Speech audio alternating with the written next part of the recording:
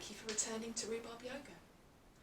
So today we're returning to the Warrior series, the Virabhadrasanas. Last week we did Warrior 1 and I hope some of you found it, were able to attempt it and even enjoy it. Today we're looking at Warrior 2, Virabhadrasana 2. Now last week we did talk about Shiva, Shakti and Lord Dasha and how the background of that resulted in the appearance of Virabhadra, the warrior.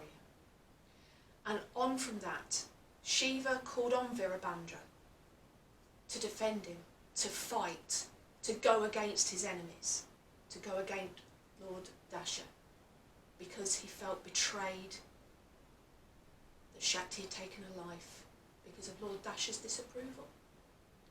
However, looking at it in a different way, perhaps a more appropriate way, more modern, or in alternative views, Virabhadra is potentially who we may look and call on to defend us, to support us in times of struggle and perhaps doubt.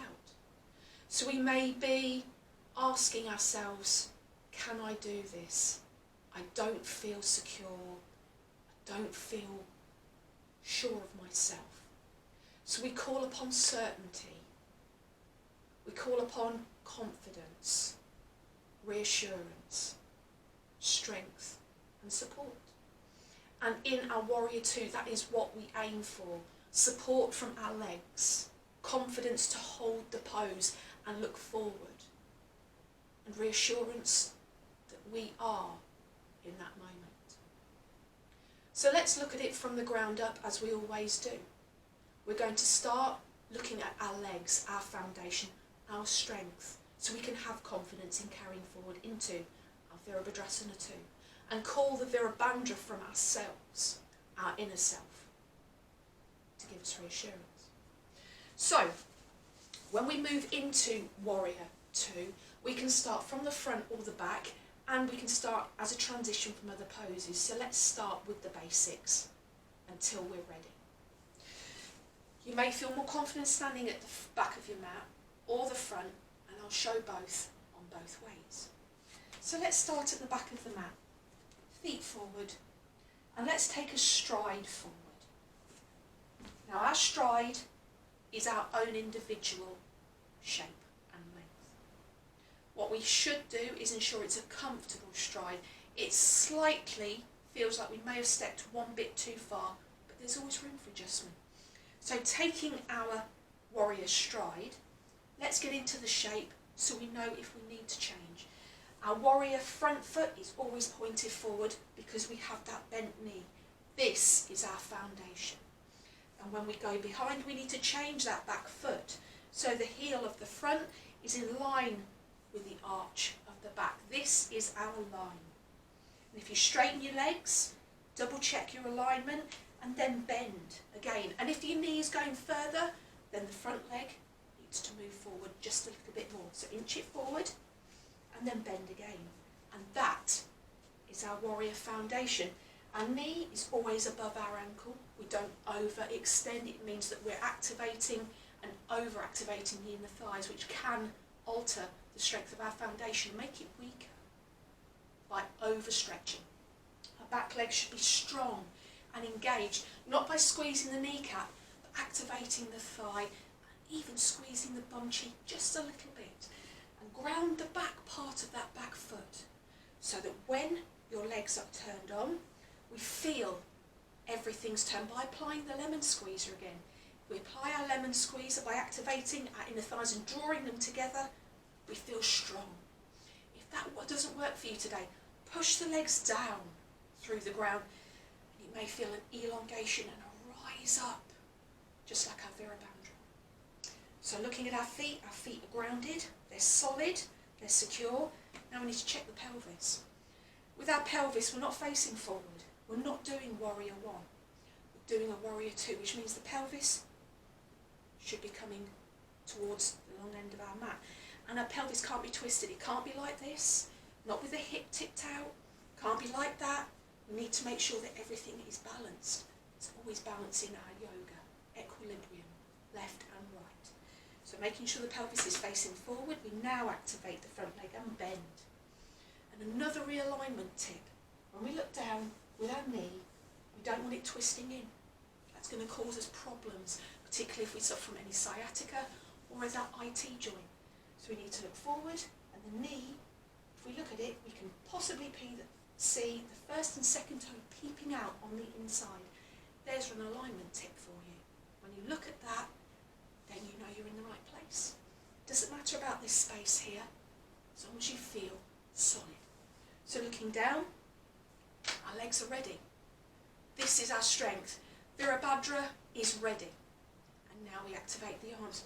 Torso should be upright, no leaning and punching forward, no tipping back. That puts strain on the kneecap. So when we're here, now we extend the arms. So our arms are forward with the right, when the right leg is bent, and behind us with the left, and the left leg is at the back, and obviously vice versa, when the other legs are using. So, we extend our arms, bend that front leg, and we are gazing over that front arm, parallel to the shoulder. No ups, no downs, no backwards or forwards.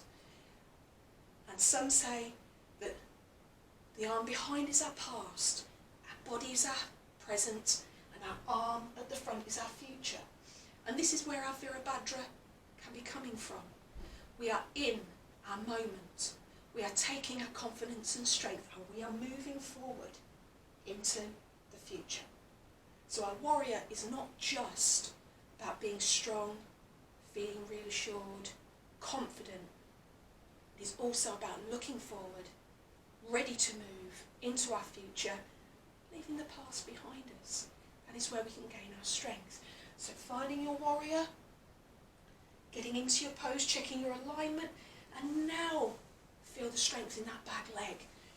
Rising in the middle, gauging that pelvic core if you know how to do it. Gazing forward over the arm. Don't twist the neck, just look over the front fingertips. And if you find this is a little heavy on the shoulders, try a trick. Turn the palms up. You may feel your arms are suddenly a little lighter. You're not doing anything wrong, not doing anything that's against the law. Just look at how different that is. By rotating the arms, you can feel just a little lighter in the movement. Now experience your warrior two. So let's have a look at how to step back from the front with the other leg. So coming front forward. Doesn't matter about the width of the feet. There's no great rule here. We're going to step back and have a confident step. That's a confident step. It's a good stride. Feel like maybe you're just a smidge over. Now turn your back foot in. Bend your front, and if you feel, yep, that's too much, I need to widen that.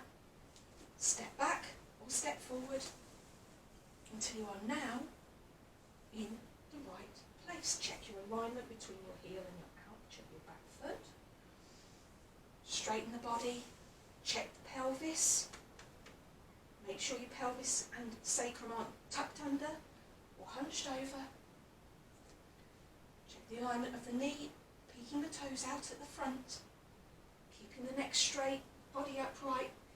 Gaze down the back leg, make sure it's strong, and when you feel ready, open towards your future. Check your past, be present, opening the arms, opening the chest, engage that, allow the breath to enter, and look towards your future.